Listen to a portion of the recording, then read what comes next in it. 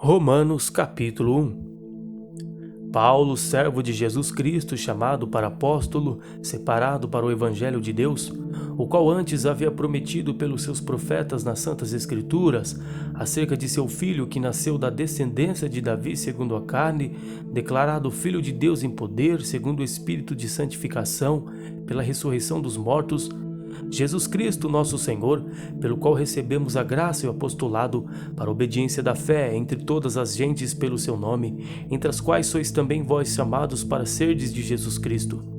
A todos os que estáis em Roma, amados de Deus, chamados santos, graça e paz de Deus nosso Pai e do Senhor Jesus Cristo. Primeiramente dou graças ao meu Deus por Jesus Cristo acerca de vós todos, porque em todo o mundo é anunciada a vossa fé. Porque Deus, a quem sirvo em espírito no evangelho de seu Filho, me é testemunha de como incessantemente faço menção de vós, pedindo sempre minhas orações que, em algum tempo, pela vontade de Deus, se me ofereça boa ocasião de ir ter convosco. Porque desejo ver-vos para vos comunicar algum dom espiritual, a fim de que sejais confortados, isto é, para que juntamente convosco eu seja consolado pela fé mútua, assim vossa como minha. Não quero, porém, irmãos, que ignoreis que muitas vezes propus ir ter convosco, mas até agora tenho sido impedido, para também ter entre vós algum fruto, como também entre os demais gentios. Eu sou devedor tanto a gregos como a bárbaros, tanto a sábios como a ignorantes. E assim, quanto está em mim, estou pronto para também vos anunciar o evangelho a vós que estáis em Roma. Porque não me envergonho do evangelho de Cristo, porque é o poder de Deus para a salvação de todo aquele que crê, primeiro do judeu e também do grego, porque nele se descobre a justiça de Deus de fé em fé, como está escrito, mas o justo viverá da fé. Porque do céu se manifesta a ira de Deus sobre toda a impiedade e injustiça dos homens, que detêm a verdade e injustiça. Porquanto o que de Deus se pode conhecer nele se manifesta, porque Deus lhe manifestou. Porque as suas coisas invisíveis, desde a criação do mundo, tanto o seu eterno poder como a sua divindade, se estendem e claramente se veem pelas coisas que estão criadas, para que eles fiquem inexcusáveis. Porquanto, tendo conhecido a Deus, não glorificaram como Deus, nem lhe deram graças. Antes, em seus discursos de desvaneceram e o seu coração insensato obscureceu. Dizendo-se sábios, tornando-se loucos, e mudaram a glória de Deus incorruptível em semelhança da imagem de homem corruptível, e de aves, e de quadrúpedes, e de répteis. Pelo que também Deus os entregou às concupiscências de seus corações, à imundícia, para desonrarem seus corpos entre si, pois mudaram a verdade de Deus em mentira, honraram e serviram mais a criatura do que o Criador, que é bendito eternamente. Amém. Pelo que Deus os abandonou às paixões infames, porque até as suas mulheres mudaram o uso natural do contrário à natureza. E semelhantemente também os varões, deixando o uso natural da mulher, se inflamaram em sua sensualidade uns para com os outros, varão com varão, cometendo torpeza e recebendo em si mesmos a recompensa que convinha a seu erro. E como eles se não importam de ter conhecimento de Deus, assim Deus os entregou a um sentimento perverso para fazerem coisas que não convêm, estando cheios de toda iniquidade, prostituição, malícia, avareza, maldade, cheios de inveja, homicídio, contenda, engano, malignidade, sendo murmuradores, detratores, aborrecedores de Deus, injuriadores, soberbos, presunçosos, inventores de males, desobedientes aos pais e às mães, nécios, infiéis nos contratos, sem afeição natural, irreconciliáveis, sem misericórdia, os quais, conhecendo a justiça de Deus, que são dignos de morte os que tais coisas praticam, não somente as fazem, mas também consentem aos que as fazem. Capítulo 2. Portanto, és inexcusável quando julgas, ó homem, quem quer que sejas, porque te condenas a ti mesmo naquilo em que julgas a outro, pois tu que julgas, fazes o mesmo. E bem sabemos que o juízo de Deus é segundo a verdade sobre os que tais coisas fazem. E tu, ó homem, que julgas os que fazem tais coisas, cuidas que fazendo-os tu escaparás ao juízo de Deus? Ou despreza as tuas riquezas da tua benignidade, paciência e longanimidade, ignorando que a benignidade de Deus te leva ao arrependimento? Mas segundo a tua dureza e o teu coração impenitente, entesouras ira para ti no dia da ira e da manifestação do juízo de Deus, o qual recompensará cada um segundo as suas obras, a saber, a vida eterna aos que com perseverança em fazer bem procuram glória, honra e corrupção, mas a indignação e a ira aos que são contenciosos e desobedientes à vontade e desobedientes à iniquidade. Tribulação e angústia sobre toda a alma do homem que obra o mal, primeiramente do judeu e também do grego. Glória, porém, e honra e paz a qualquer que obra o bem, primeiramente ao judeu e também ao grego, porque para com Deus não há acepção de pessoas.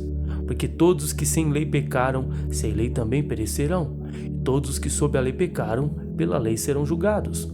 Porque os que ouvem a lei não são justos diante de Deus, mas os que praticam a lei hão de ser santificados. Porque quando os gentios que não têm lei fazem naturalmente as coisas que são da lei, não tendo eles lei para si mesmos são lei, os quais mostram a obra da lei escrita em seus corações, testificando juntamente a sua consciência e os seus pensamentos, quer acusando-os, quer defendendo-os, no dia em que Deus há de julgar os segredos dos homens por Jesus Cristo, segundo o meu evangelho. Eis que tu, que tens por sobrenome judeu e repousas na lei, e tem glórias em Deus, e sabes a sua vontade, e aprovas as coisas excelentes, sendo instruído por lei, e confias que és guia dos cegos, luz dos que estão em trevas, instruidor dos nécios, mestre de crianças, que tens a forma da ciência e da verdade na lei? Tu, pois, que ensinas a outro, não te ensinas a ti mesmo? Tu que pregas que não se deve furtar, furtas? Tu que dizes que se não deve adulterar, adulteras? Tu que abominas os ídolos, cometes sacrilégio? Tu que te glorias na lei, desonras a Deus pela transgressão da lei? Porque como está escrito, o nome de Deus é blasfemado entre os gentios por causa de vós. Porque a circuncisão é na verdade proveitosa se tu guardares a lei. Mas se tu és transgressor da lei, a tua circuncisão se torna incircuncisão.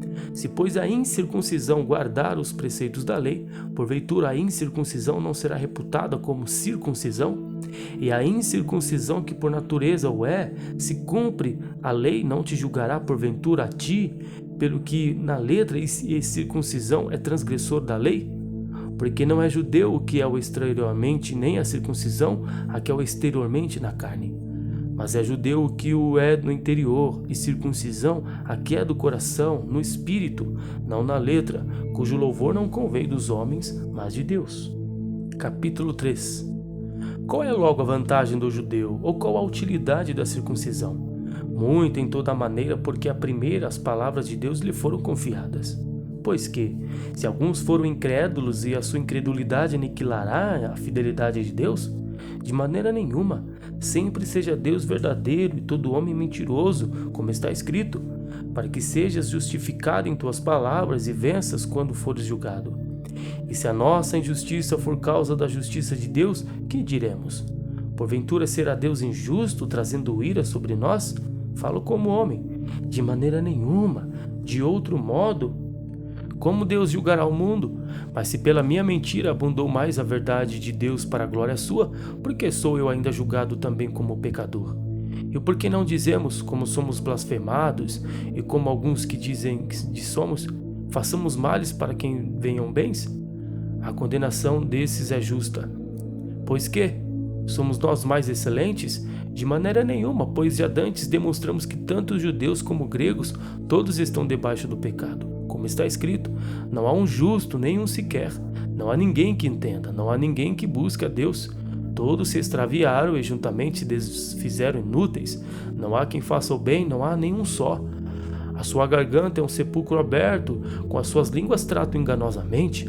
Peçonha de áspides está debaixo de seus lábios, cuja boca está cheia de maldição e amargura. Os seus pés são ligeiros para derramar sangue. Em seus caminhos há destruição e miséria, e não conheceram o caminho da paz. Não há temor de Deus diante de seus olhos. Ora, nós sabemos que tudo o que a lei diz, aos que estão debaixo da lei, o diz para que toda a boca esteja fechada e todo mundo seja condenável diante de Deus. Por isso, nenhuma carne será justificada diante dele pelas obras da lei, porque pela lei vem o conhecimento do pecado. Mas agora se manifestou sem a lei a justiça de Deus, tendo o testemunho da lei e dos profetas, isto é, a justiça de Deus pela fé em Jesus Cristo para todos e sobre todos os que creem, porque não há diferença.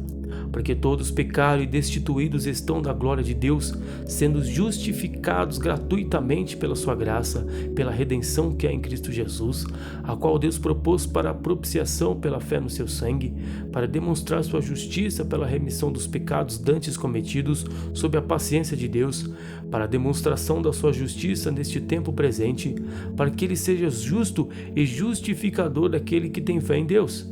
Onde está logo a jactância? É excluída. Por qual lei? Das obras? Não, mas pela lei da fé. Concluímos, pois, que o homem é justificado pela fé sem as obras da lei.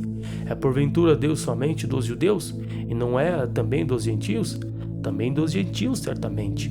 Se Deus é um só que justifica pela fé a circuncisão e por meio da fé a incircuncisão, anulamos, pois, a lei pela fé?